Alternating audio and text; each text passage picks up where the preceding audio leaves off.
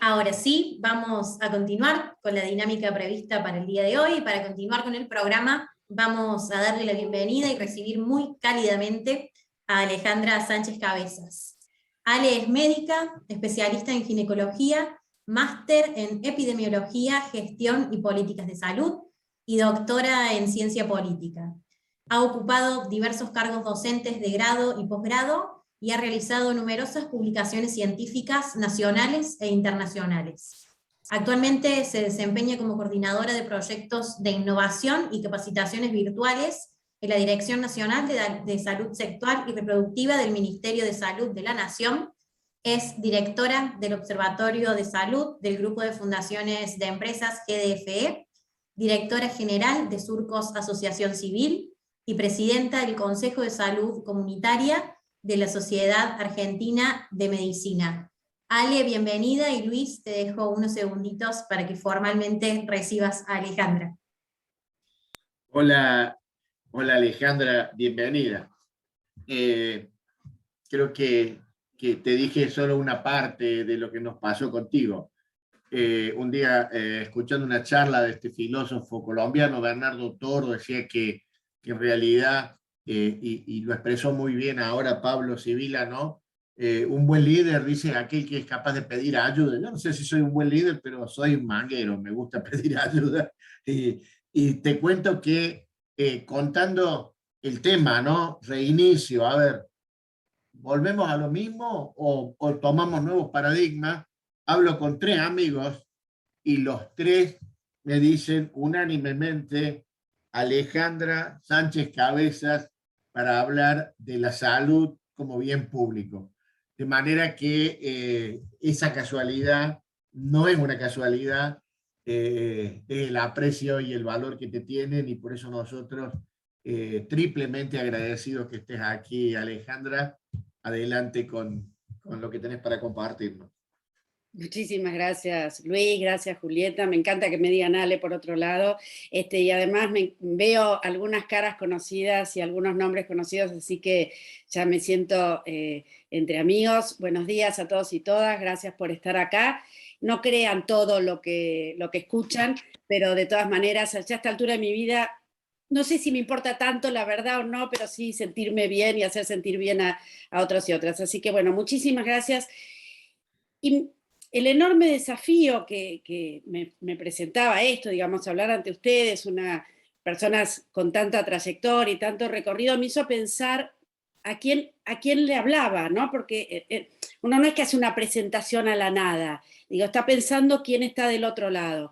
Entonces, y eso me hizo acordar algo que leía, un libro, al prólogo de un libro que leí hace muchos años y que me impactó mucho porque yo sentí que me hablaba a mí.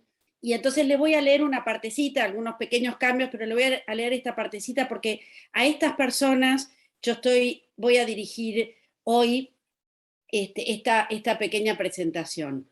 Holloway empieza su prólogo diciendo: en el principio es el grito. Gritamos en la caída de quien se ha quedado sin certezas donde apoyarse. Ante la mutilación de vidas humanas surge un grito de tristeza, de horror y de rechazo. Confusamente sentimos que las inequidades que percibimos no son hechos aislados, que entre ellos existe una relación, que son parte de un mundo defectuoso. Algo está mal. Sabemos que es verdad, pero sentimos que es la verdad de un mundo falso. Sentir que el mundo está equivocado no significa necesariamente que tengamos cabal idea de una utopía que ocupe su lugar.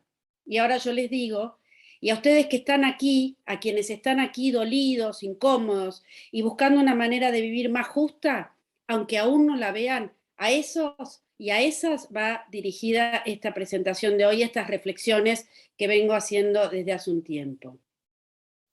Voy a compartir pantalla les voy a mostrar algunas cifras y algunas cuestiones que, por supuesto que no son producción propia, sino que son producción de muchos trabajos científicos. Como dijeron, yo soy directora del Observatorio de Salud, del Grupo de Fundaciones y Empresas, y la idea de presentar hoy es reflexionar junto con ustedes qué nos enseñó la pandemia y quizás cuáles podrían ser las respuestas más adecuadas para garantizar el futuro. Y lo primero que quiero contarles, voy a partir de una hipótesis, digo, en realidad no es una hipótesis, es una conclusión, pero no lo debería decir, pero lo voy a decir de todas maneras, que es que en realidad la pandemia no trajo ninguna novedad, sino que puso descarnadamente procesos que ya venían en marcha. No trajo algo nuevo, sino que aceleró procesos. Y yo voy a lo largo de hoy, a lo largo de este rato que me queda, me voy a poner por cronómetro para ser puntual, voy a ver algo de la pandemia en números, qué impacto y escenarios produce la pandemia y algunas propuestas para pensar. Veamos la pandemia en números. En principio, ya lo saben, hay una enorme diferencia y desigualdad en términos a la cantidad de casos por millón de habitantes en todo el mundo, y eso además viene acompañado también por una enorme desigualdad en términos de muerte por millón de habitantes por COVID en todo el mundo. Estas son cifras, bueno, no son cifras, es un mapa de específicamente hoy. Pero lo que quiero mostrarles es que lamentablemente en América Latina tenemos el triste récord de tener el 8% de la población mundial, pero el 30% de las personas muertas por COVID. A la izquierda ustedes ven que acá está la cantidad de casos por millón de habitantes, y lo que vemos es que efectivamente en Latinoamérica tenemos la mayor cantidad de casos, pero cuando lo comparamos con la cantidad de muertos, ustedes van a ver que en realidad hay una enorme diferencia entre los continentes, entre los casos y los muertos. Por lo tanto, vivir en Sudamérica es un factor de riesgo, no solamente para tener más probabilidad de COVID, sino también para morir más por COVID. Y estas desigualdades no son solo a nivel del mundo, son también al interior del continente. Y fíjense cómo también, a pesar de que hay grandes desigualdades en términos latinoamericanos, estos son algunas cifras, algunos países elegidos al azar, también hay una enorme cantidad en términos de diferencia de la probabilidad de morir o no por contraer COVID. ¿Cuáles son algunas de las cuestiones que explican estas diferencias entre países y continentes? Y vamos a ver que esto no es solo entre países y continentes. Tiene que ver con muchas cuestiones, algunas de las cuales yo se las voy a decir porque tienen que ver para quienes ejercen puestos de responsabilidad en sustentabilidad. El perfil demográfico, las comorbilidades, que ustedes, como saben, son las enfermedades que acompañan y que son un factor de riesgo, la capacidad de respuesta de los servicios de salud, el acceso a las vacunas, hoy es la herramienta fundamental, las condiciones socioeconómicas y, por supuesto, las políticas implementadas en cada uno de estos lugares. ¿Qué tenemos para decir en el perfil demográfico? En primer lugar, que nosotros vamos hacia un envejecimiento poblacional, y eso tiene un enorme impacto a nivel sanitario y también a nivel laboral y a nivel político y a nivel educacional y a nivel urbanístico. Fíjense cómo, si nosotros tomamos un mapa pintado por predominio por grupos etarios, la proyección al 2050 es un mundo mucho más envejecido, con todo lo que eso significa.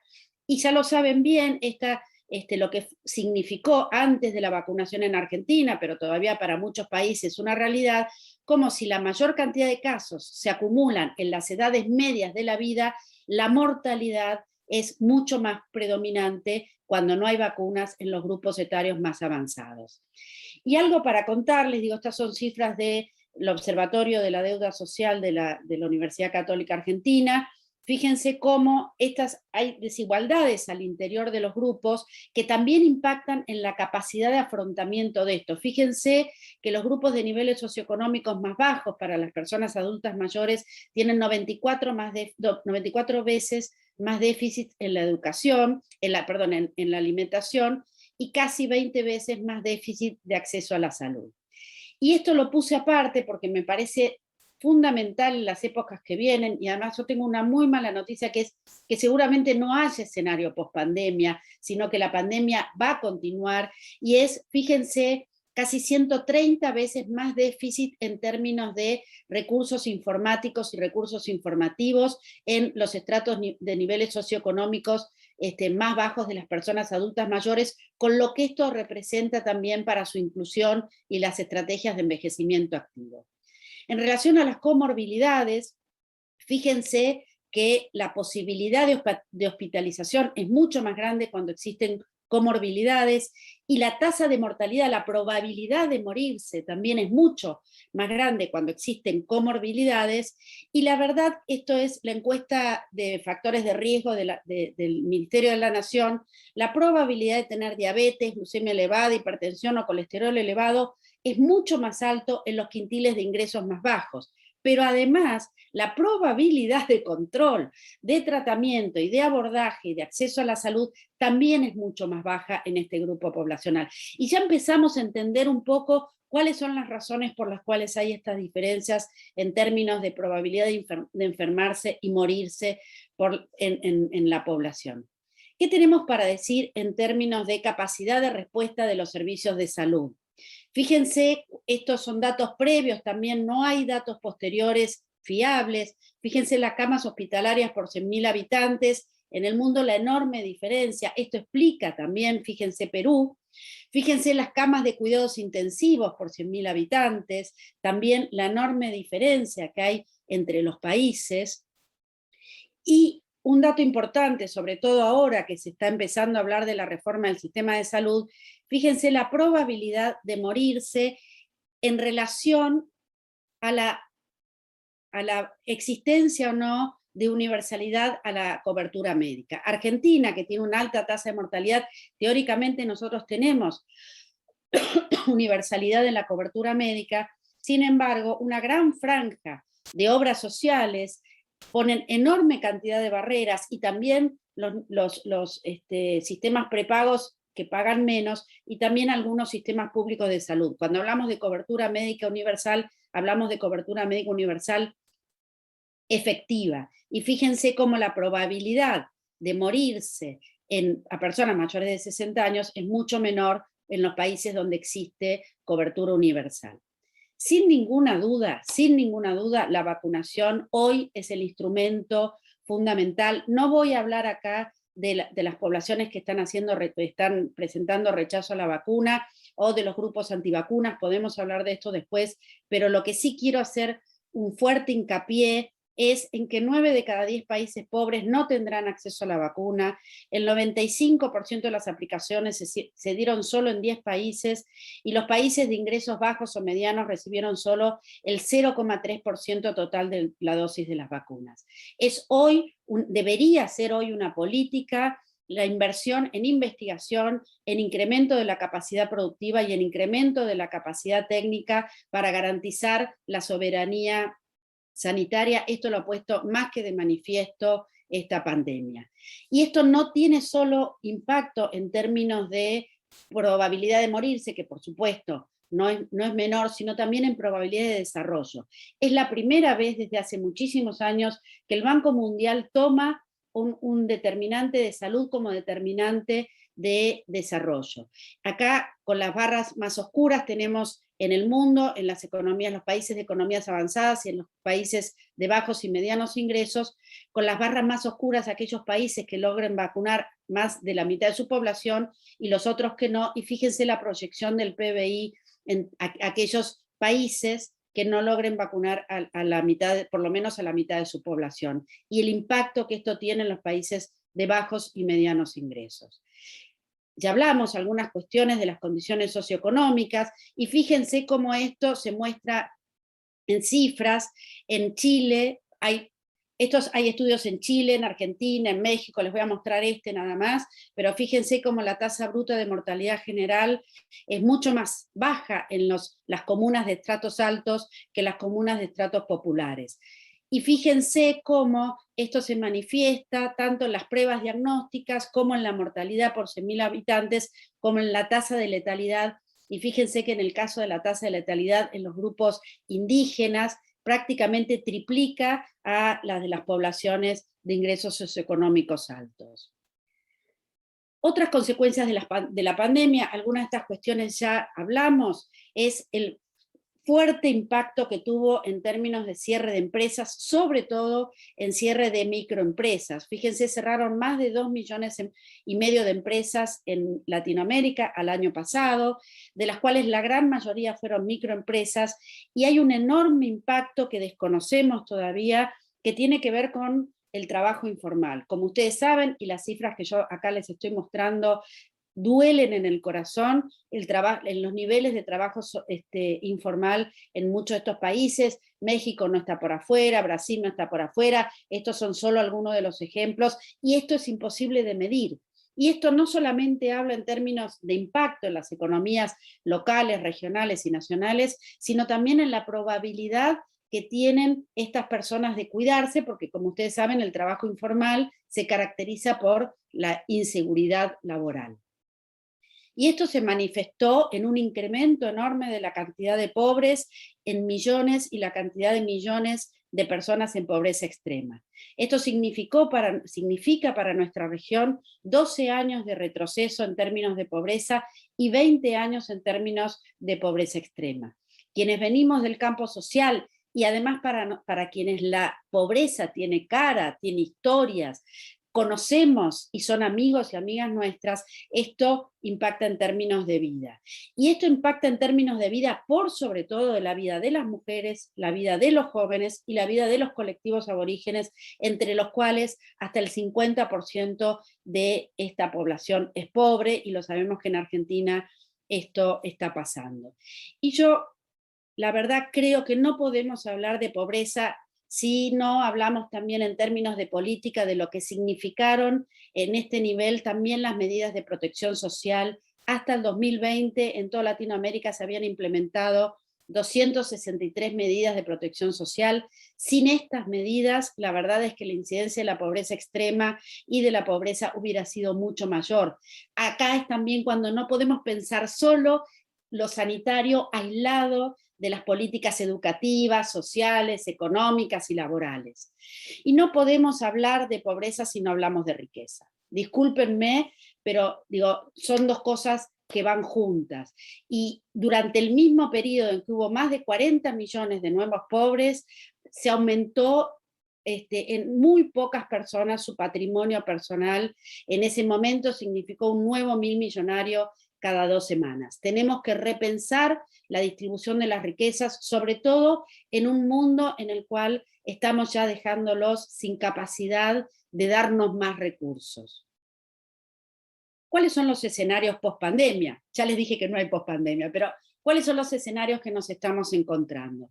En principio, digo, como para resumir muchas de las cuestiones que ya hablamos, una desarticulación y deterioro económico, social y mundial, un incremento, ya lo vimos, de los niveles de pobreza y desempleo. Estos niveles de pobreza y desempleo disminuyen las capacidades fiscales, la disminución de la recaudación fiscal impacta directamente sobre el desfinanciamiento de los sistemas previsionales, sanitarios y educativos.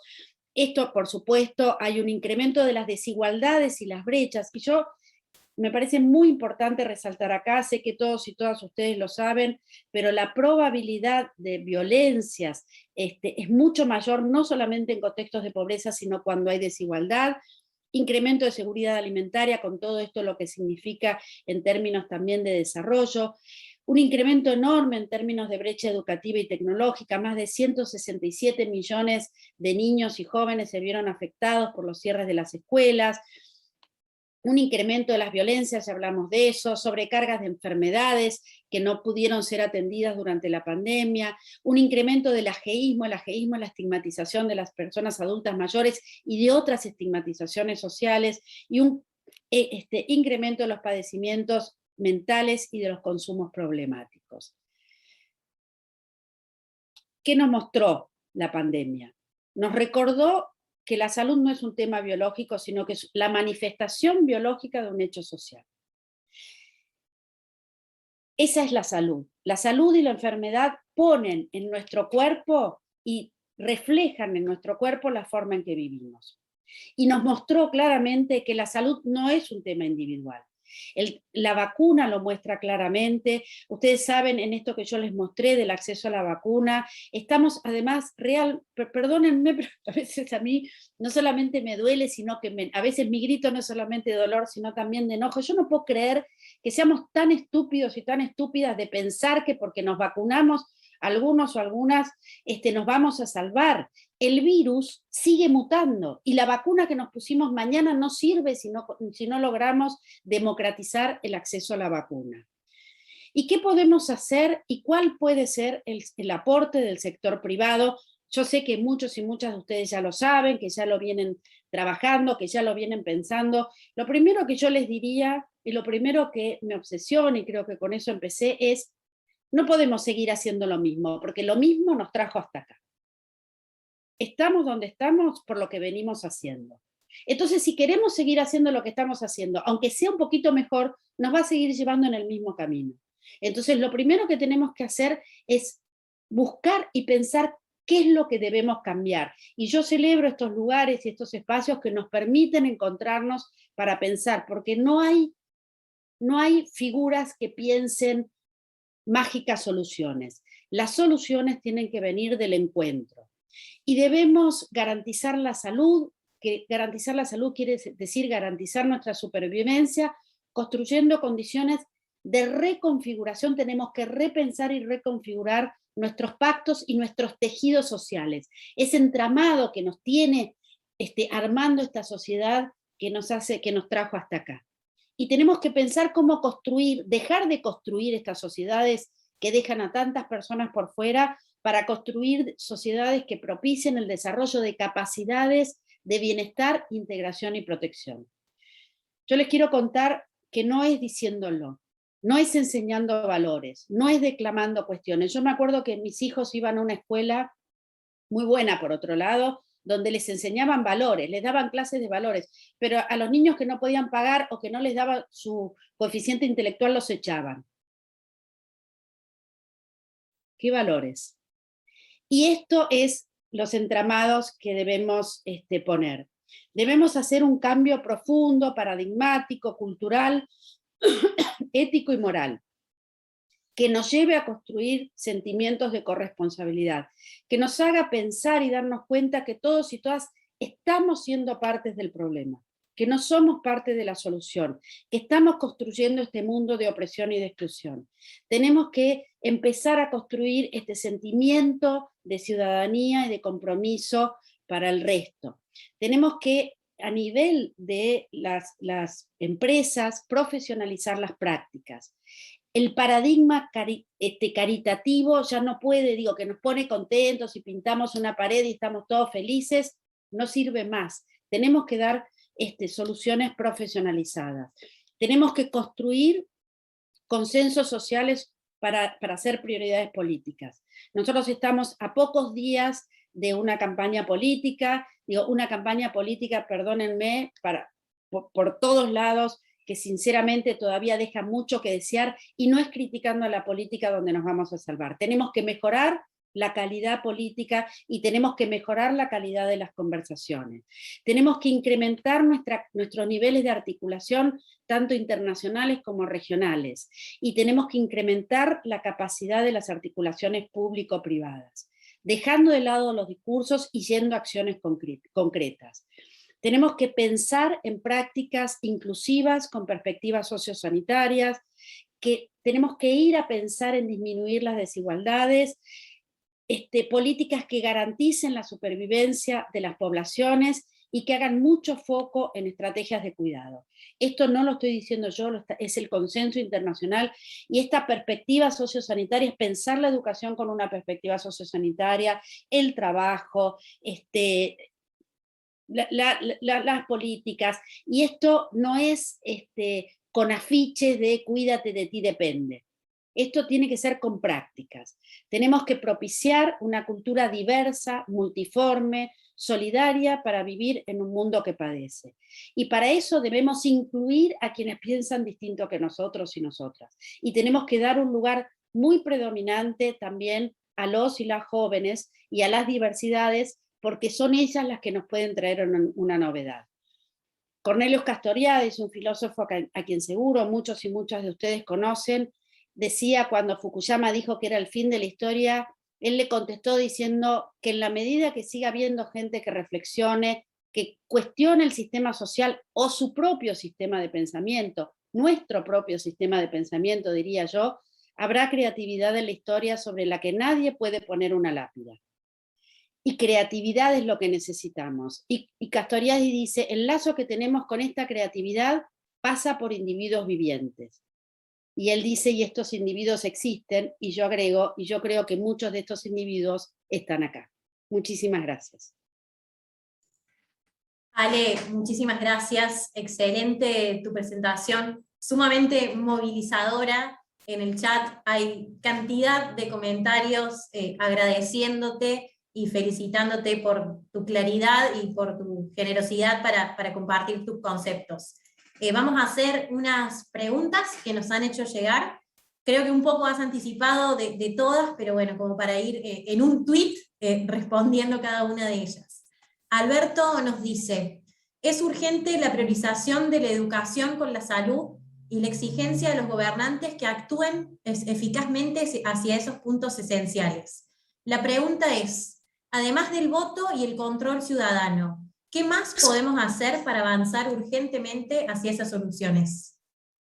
Bueno, lo primero que yo diría es que, bueno, primero muchas gracias a todos y todas quienes me están saludando, les agradezco muchísimo, es un placer estar acá. Y lo primero que quiero decir es que los y las políticas nos representan. Perdón, pero ¿podríamos dejar de compartir así miro las caras? Porque me gusta, gracias, perdón. Los y las políticas nos representan literalmente. Digo, tenemos que estar ahí. Yo creo que tenemos alguna costumbre que tranquiliza nuestra conciencia, que siempre con el dedo afuera, los políticos, las políticas, no sé qué, ¿de dónde salen? Yo siempre me pregunto, ¿de dónde vienen? ¿Vinieron en un plato volador o salen de nuestras propias prácticas? Entonces lo primero es incrementar, yo insisto mucho, tengo una obsesión, mejoremos la calidad de las conversaciones, metámonos, discutamos, exijamos, y la verdad es que ustedes saben que yo estoy en el Ministerio de Salud de la Nación, además he tenido mucho recorrido, hace más de 20 años que vengo recorriendo el país. Es muy difícil la gestión pública, yo les quiero decir, es muy difícil. Y necesitamos jerarquizar la capacidad de gestión. Y necesitamos de personas, digo, que estén, que se acerquen, digo que yo no podría ser empresaria, no sé hacer dinero, nunca lo supe hacer, digo, lamentablemente para mí. Pero bueno, se aprende, digo, y ustedes hay gente que lo sabe, y ahí es uniendo lógicas, eso es lo que hay que hacer para mí. Excelente. Vamos con otra pregunta. ¿Podrías explicarnos brevemente por qué considerás que seguiremos hablando de pandemia? Porque voy a tratar de ser lo más breve posible. Lo más rápido es una respuesta simple, ¿eh? Si hay alguna epidemióloga acá me va a criticar y tiene razón, pero voy a dar una respuesta muy simple. Los virus en general mutan, es su capacidad, esos se reproducen porque tienen una enorme capacidad de mutación. Y este virus tiene dos características, que es altamente contagioso y que no se muere muy rápido. De ébola la gente se muere rápido, entonces no llega a contagiar. Acá, como tardamos más en morir, nos llegamos a contagiar. Pero además, como hay grandes cantidades de poblaciones que no se están vacunando, esos virus mutan y hacen que las vacunas no lleguen a ser efectivas.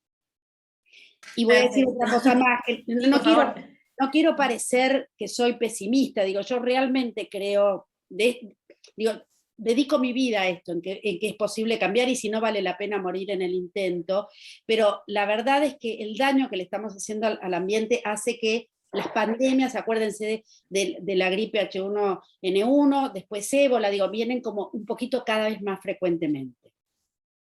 Clarísimo. Y última pregunta, si tuvieras que definir los roles esenciales del Estado, de las empresas y de la sociedad civil de cara a acordar, implementar y sostener políticas públicas de salud que sean realmente inclusivas, ¿qué nos dirías? ¿Cuáles crees vos que deben ser los compromisos y los roles esenciales de cada uno de los sectores?